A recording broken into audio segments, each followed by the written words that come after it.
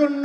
পরিবারগুলোকে জাতির কাছে কাঁদতে দিতে হবে, তার ভিকটিমগুলোকে খলনায়ক আকারে জাতির কাছে পরিচয় করাতে হবে।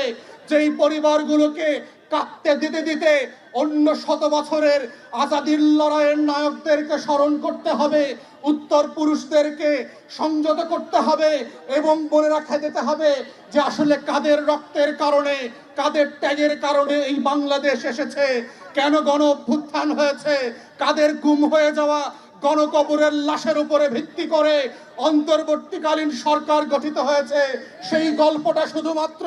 গণ তদন্ত কমিশনের মাধ্যমে পৃথিবীতে সম্প্রচার করে সংসদ প্লাজা থেকে বছরের পর বছর ধরে এই হাজার হাজার নাই হয়ে যাওয়া পরিবারের গল্প শোনার মধ্য দিয়েই শুধু সম্ভব ছিল। কিন্তু দুঃখজনকভাবে আমরা দেখেছি অন্তর্বর্তীকালীন সরকার সেই গণ তদন্ত কমিশন করেন নাই,